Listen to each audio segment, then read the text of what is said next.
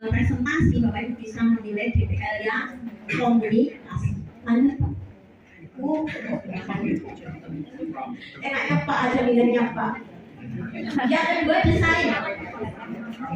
Untuk komponen yang kedua adalah desain pembelajaran, isinya adalah merancang tujuannya. Jadi di RPP itu wajib ada tujuan dan wajib ketika melakukan pembelajaran tujuan itu wajib disampaikan ke anak. Bapak Ibu jangan tiba-tiba mengajar anak tidak tahu tujuannya apa. Nah di sini namanya tadi berkesadaran, anak-anak diberitahukan tujuan hari ini itu kita akan belajar apa, itu harus tahu. Kemudian yang kedua menentukan kerangka pembelajarannya. Tadi kerangka pembelajarannya nanti Pak nanti dibahas di berikutnya.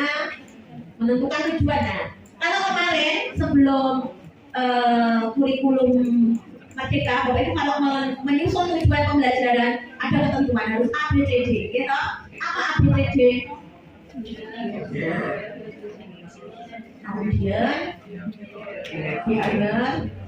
kondisinya ada itu menyusun tujuan. Kalau di dalam pendekatan Jipron itu tidak wajib ABCD. Yang minimum atau wajib sebenarnya buat seperti itu ABCD ya dilengkap lebih bagus, tetapi boleh Bapak Ibu yang utama adalah ada kompetensi, ada kontennya, ada kompetensi pencapaian apa, kemudian ada kontennya. Jadi tujuan pembelajaran yang wajib ada adalah kompetensi dan konten. Baik, lanjut Pak. Nah, untuk desain, nah ini Bapak Ibu perlu kita cermati. Untuk desain pembelajaran ada 4, yaitu praktek pedagogis, kemudian kemitraan pembelajaran, lingkungan pembelajaran, dan pemanfaatan digital. Di dalam menyusun rancangan pembelajaran mendalam, Bapak Ibu harus mengintegrasikan ini.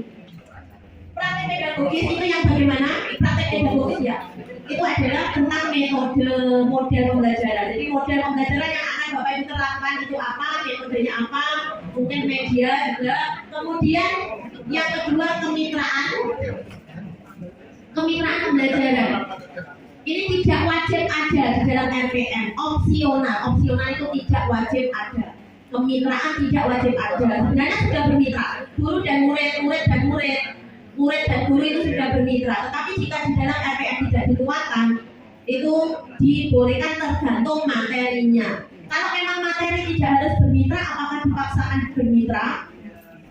Nah, misalnya materi tentang sampah boleh kita bermitra dengan Dinas Lingkungan Hidup. Misalnya materi tentang terkait kesehatan kita bisa bermitra dengan puskesmas, bermitra dengan orang tua. Namun jika materinya tidak mengharuskan membuka kemitraan, ini tidak ada, tidak apa-apa. Jadi yang opsional adalah nomor 2 dan 4 Bapak Ibu. Nomor 2 dan 4 untuk lingkungan pembelajaran itu wajib. Kita menciptakan lingkungan belajar anak yang nyaman, yang kondusif. Kemudian anak-anak bisa mengakses misalnya pembelajarannya digital itu juga lingkungannya bisa. Kemudian kalau yang pemanfaatan digital itu tidak wajib ada. Karena apa? Tergantung kondisi sekolah kita. Kalau memang kelas kita tidak ada proyektor, masa RPP-nya, RPM-nya harus menayangkan link YouTube, kan tidak wajib. Jadi opsional. Opsional di pemanfaatan digital itu opsional, tidak wajib ada di rancangan RPM kita. Kalau itu kita buat sendiri untuk kita terapkan, tidak wajib ada.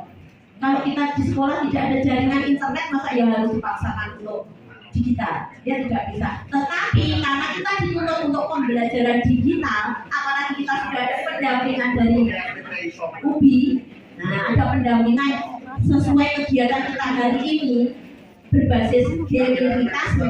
Jadi ya harus nanti kalau menyusun harus ada pemanfaatan digital. Tapi secara umum RPM tidak wajib ada poin 2 dan 4. Lanjut Pak. Nah, untuk pengalaman belajar, pengalamannya tentu sebenarnya Bapak Ibu sudah menerapkan. Ini nomor 2 sudah menerapkan yang Pak. Anak-anak memahami, anak-anak merefleksi, anak-anak mengaplikasi itu sudah kita terapkan. Tinggal kita menguatkan di dalam pengalaman belajar.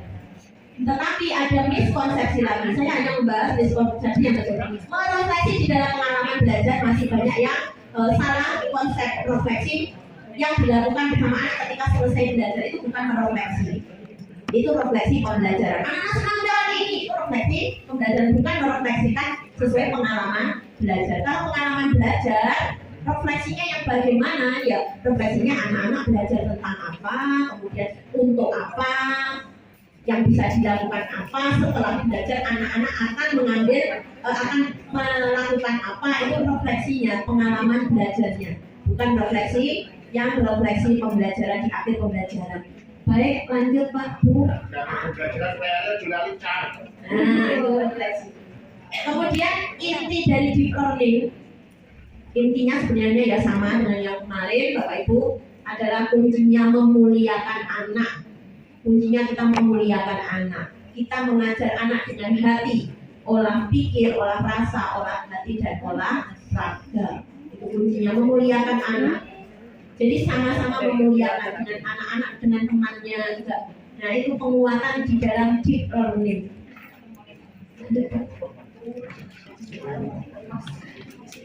Nah, ini prinsipnya tadi bisa dilanjut, tadi sudah kita bahas. Prinsipnya lanjut. Dan kesadaran itu yang bagaimana tadi sudah kita bahas, bermakna menggembirakan. Untuk pengalaman belajar sudah lanjut ke penerapan. Nah, untuk asesmen ini yang ada bedanya dengan asesmen di dalam deep learning itu ada dua. Asesmen di dalam deep learning itu ada dua, tidak seperti sebelumnya asesmen itu bermacam-macam. Tetapi di dalam deep learning itu disederhanakan ada dua, tetapi isinya yang seperti kemarin. Asesmen ada dua, yaitu formatif dan sumatif. Jadi ketika menyusun FPM juga asesmennya dua saja, formatif dan sumatif. Formatif ketika proses belajar, sumatif ketika selesai, bisa akhir materi, bisa akhir bab, bisa akhir semester, itu bisa dinamakan sumatif. Jadi sumatif itu untuk mengukur pencapaian anak terhadap materi yang kita sampaikan, itu sumatif. Kalau formatif ketika proses belajar, bisa asesmen di awal, bisa melalui observasi ketika belajar, itu kita tuangkan dalam asesmen formatif. Lanjut. Nah, penilaian itu sejumlah data informasi yang kita peroleh selama pembelajaran, jadi tidak harus selalu dengan angka. Asesmen itu tidak selalu dengan angka. Lanjut. Prinsipnya ini sudah tentu saja objektif, adil, ini Bapak Ibu sudah memahami. Lanjut.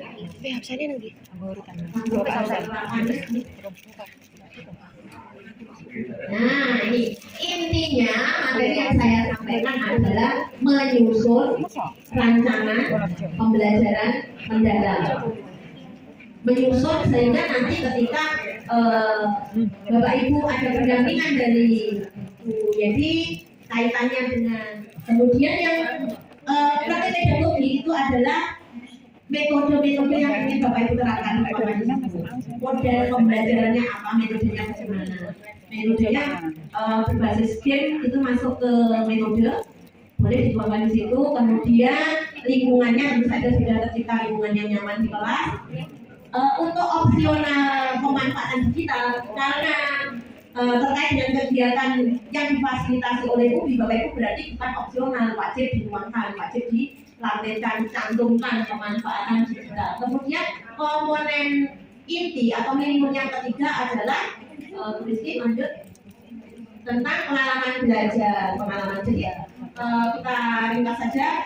RPM komponen intinya ada 4, yaitu identifikasi, kemudian desain pembelajaran, asesmen, pengalaman belajar. Asesmen yang terakhir ya. Intinya RPM itu ada 4. 1. Identifikasi. Yang diidentifikasi apa? Murid, mata pelajaran, PR. Kemudian komponen yang kedua, desain pembelajaran, yaitu praktik pedagogis, model dan metodenya. Yang kedua, yang desain tujuan, kemudian kerangkanya, prinsipnya, uji pengalaman belajar, kemudian yang terakhir asesmen. Jadi ada 4 komponen. Diulangi ya Bu ya, monggo diulangi bersama-sama. Ini kesimpulannya dalam RPM pembelajaran mendalam ada 4 komponen intinya. Jadi lebih sederhana dari yang sebelumnya. 4 komponen inti. Yang pertama adalah identifikasi.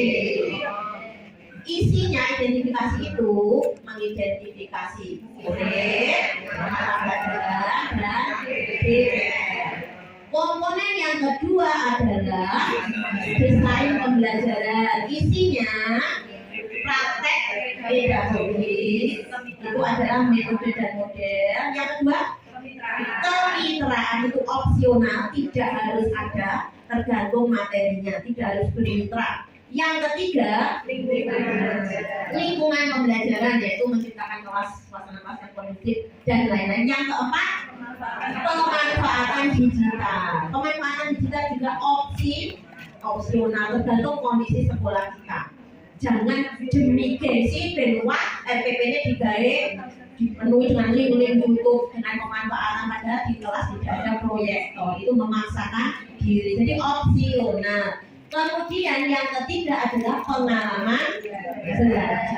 Pengalaman belajar isinya prinsip dan kerangka. Tujuan Apa Bapak Ibu? pengalaman Belajarnya memahami, mengaplikasi, merefleksinya. Lanjut Bu. Nah ini Bapak Ibu, mungkin kurang jelas. Ini 4 komponen inti, 4 komponen minimum yang harus ada di dalam RPM. Jadi kemudian yang dicetak dari wajib ada, yang tidak dicetak adalah opsional. Seperti capaian pembelajaran itu tidak dicantumkan tidak apa-apa. Kemudian lanjut untuk DPR, ini kurang tidak bisa jelas ya Bu ya. Ini contoh-contoh ini. Contoh-contoh menuangkannya, bagaimana mengidentifikasi murid, bagaimana mengidentifikasi mata pelajaran, ini saya potong-potong sebagai contoh. Saya rasa jelas kalau untuk pemanfaatan digital, dan nanti akan lebih paham ketika disampaikan materi berikutnya. Pemanfaatan digital itu terkait dengan basis pembelajaran berbasis online, berbasis gamifikasi itu di banyak kolaborasi dan komunikasi begitu. Jadi untuk DPR tidak harus banyak, 2 cukup, 2 atau 3 itu sudah cukup dalam 1 pertemuan atau 1 materi. Baik, ini lanjut Bu Desi, Bu Desi ya. Nah ini contoh-contohnya. Bicara kita menerima segala perubahan, berpikir, pola pikir kita bertumbuh, menerima segala perubahan dengan berpikir positif. Apapun perubahan itu bukan kesulitan, karena semua kesulitan akan ada jalan keluar, akan ada solusi. Yang kedua tentang pemahaman deep learning, pembelajaran mendalam adalah sebuah pendekatan yang diintegrasikan dalam pembelajaran. Salah satunya diintegrasikan di dalam rancangan belajar yang kita susun. Rancangan pembelajaran yang kita susun. Rancangan pembelajaran deep learning yang kita susun, komponen minimumnya adalah 4 tadi. Dan kemudian mungkin ada yang perlu dikomunikasikan atau dikonfirmasikan, silakan. Ada pertanyaan supaya bisa sampai sore, mungkin bisa kita